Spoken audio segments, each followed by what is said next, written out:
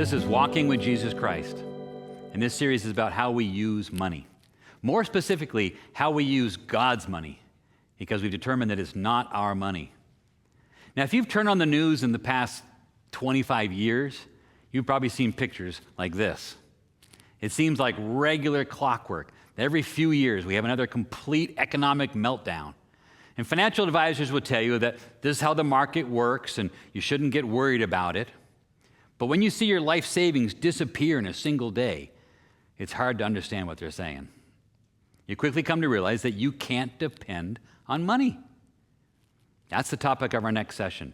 Don't depend on money. There's an important lesson we want to state right up front. What we'd like everyone to understand is that trusting in money is the same as not trusting in God. God wants us to turn to Him and to have faith that He will be there for us. Money stands in the way of developing that kind of relationship with God. I really like how Paul explains it to Timothy in 1 Timothy 6, verse 17.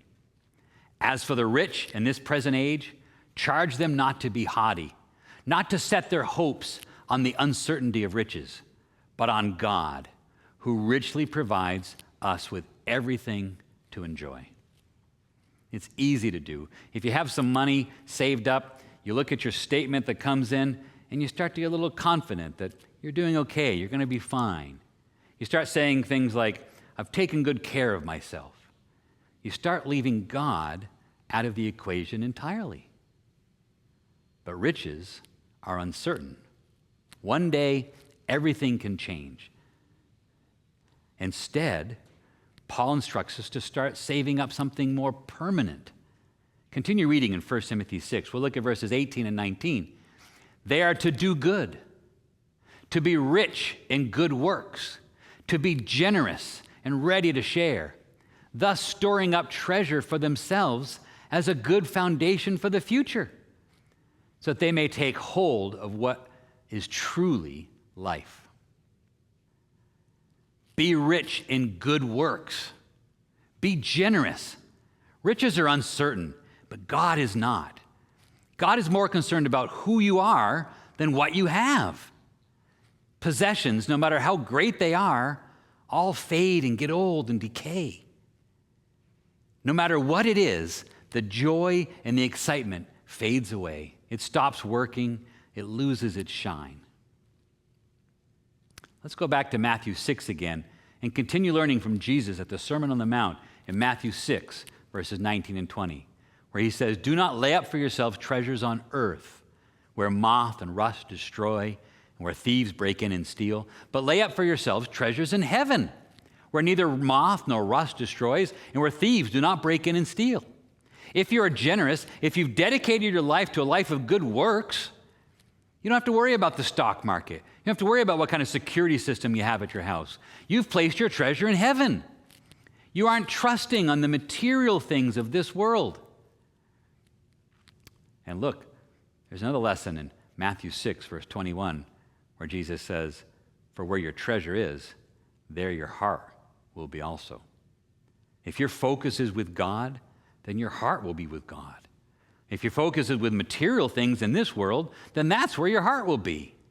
And material things are temporary. Someone breaks in and steals it. Or more likely today, someone will do something illegal and with a single keystroke, wipe out everything that you've saved.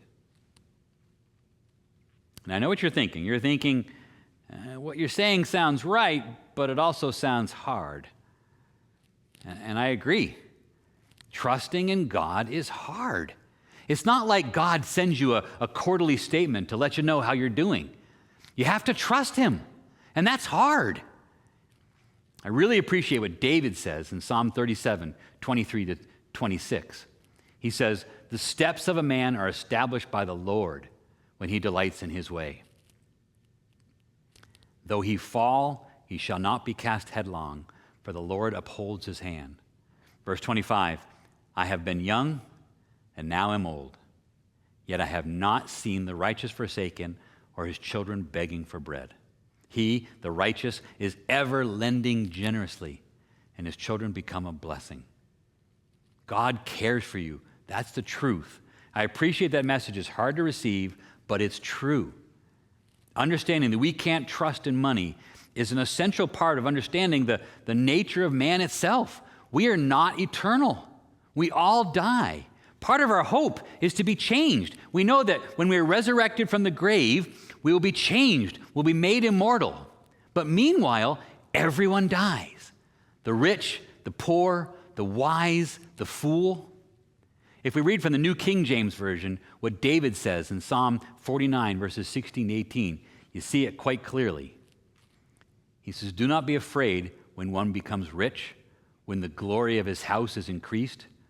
For when he dies, he shall carry nothing away. His glory shall not descend after him. Though while he lives, he blesses himself, for men will praise you when you do well for yourself." I love that last verse. Men will praise you when you do well for yourself. Sure, when you're doing good, when you're popular and you're wealthy, right? People are going to praise you. They're going to say you're doing a good job. But remember the verse right before that?